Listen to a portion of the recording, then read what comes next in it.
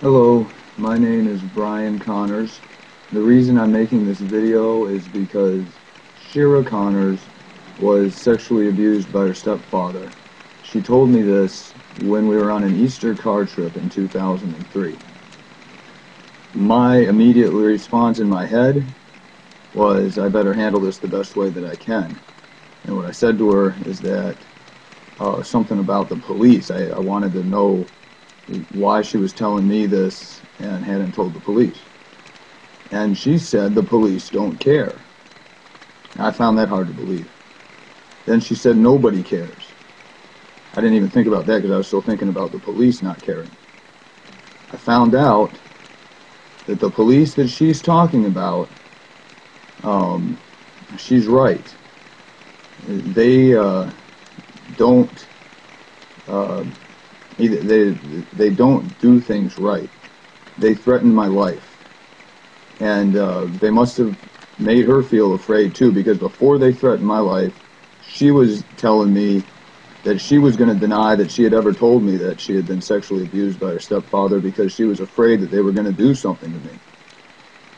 That was when I was going to confront him about it. Not necessarily confront, but talk with him. I tried a couple times to talk with him, to get information from him, and to see if this was maybe not true or something. But what I believe now, with a lot of certainty, is that he did sexually abuse her. I saw him abuse her in other ways, and intimidate her verbally,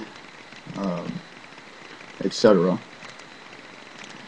And when I went to talk to him, he told me a few things in defense of himself. He actually said something about doing something with her in the shower, and how, you know, he was in the shower with his kids.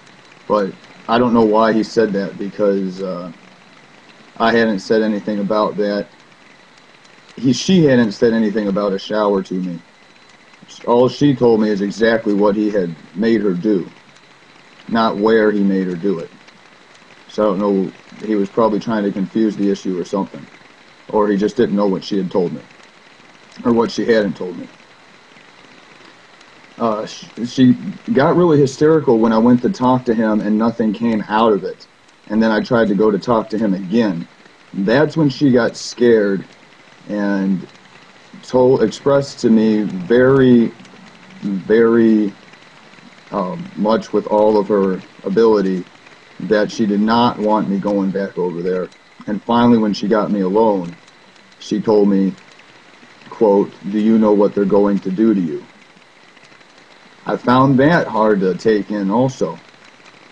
Later on, after things started getting really weird, it was Child Abuse Awareness Month, and I had bought a t-shirt that says "No Excuse for Abuse" on it, because the Alpha Omega House or the Betty Griffin House or somebody had set up a booth on my way into the Kmart, and I bought it. And I was staying at a hotel in Jacksonville. I was back in Jacksonville, in the area and in Jacksonville, because I was dealing with a real estate client. I had gotten involved in real estate, dealing with buying and selling properties. Well, I woke up in the morning after I bought that t-shirt, and I opened the Bible like I love to do, and it said, "Stand ye still and wait upon the Lord." Right where I opened it up to, right in the morning, right after I bought this t-shirt. So I said, I better use that. I wrote it down on a slip of paper, I guess, because the police later took it out of my pocket, I guess, and shoved it in my face, telling me it was sick. But I don't know where that came from, that they would say a Bible verse is sick, but I think they meant that Bible verses are sick. That was their opinion. Well, what I did is I wore the t-shirt down on the corner across from the place where I bought it, on the pedestrian crossing island, because I was beginning to understand that there was a problem in the area, in the community, the area, with child abuse, and it not being dealt with. I wanted to see just how much it was not being dealt with. So I stood there with a t-shirt on, and even though it was raining, I'll admit I was standing out there in the rain, Well, I opened the Bible and saw that verse that morning, so that I did it anyway. But the police officers that came up to me after I'd been out there for a little while acted very, very horribly about what happened.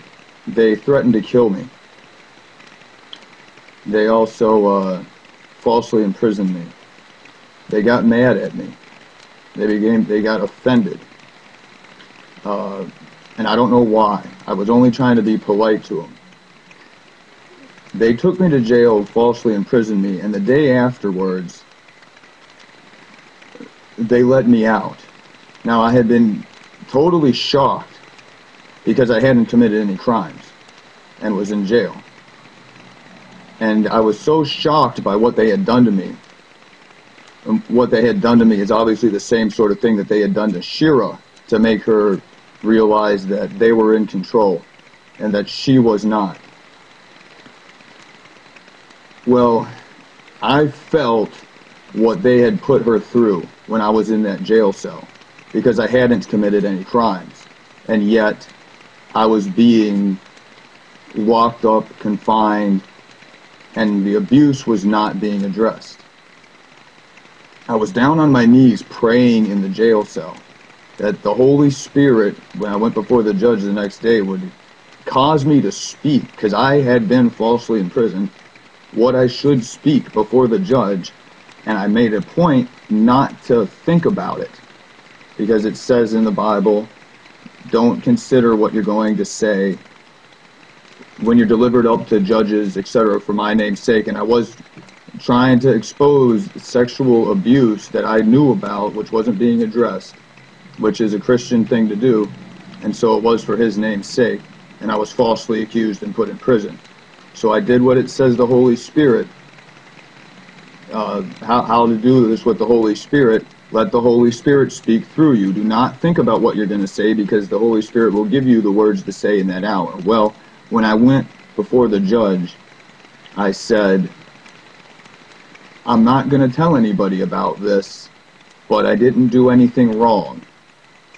When I said that, the judge was immediately interrupted by the prosecution, and he said they were offering me a plea bargain and would let me go, and that was a big relief.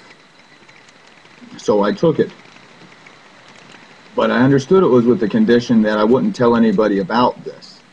Well, I have forgotten the names of the officers involved, and I don't intend to point them out specifically anyway, because they were probably, well, they were actually, I could tell that they were trained by their cohorts to act this way.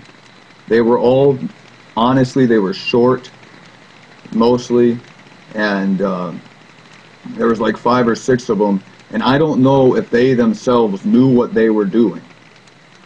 But what they did is intentionally threaten to throw me off of a bridge with handcuffs on into the storming sea. They pointed my head towards the water, showed me the waves, and put handcuffs on me. Now, this was after they became offended at me for just being myself, because I knew that they had been detaining me for about 20 minutes for no reason. And when they said they had something else they had to go do, I became relieved. And they were all excited about going to do something else. I didn't know what it was. So I said, well, it's nice to see people who enjoy their jobs. And I was also in a slightly better mood, because I knew they'd be leaving me alone then. And the one turned around, became angry, walked up, put his face into my face, pointed his finger at me, and said, "You're going to jail." At that point, now I have to say, even though this is kind of what I said I wouldn't tell anybody about, I have to say this because it's the part that's affecting a lot of other people. At that point, they took out a piece of paper and wrote down false charges. They wrote down that I had been running out in the street, yelling profanities, disrupting traffic,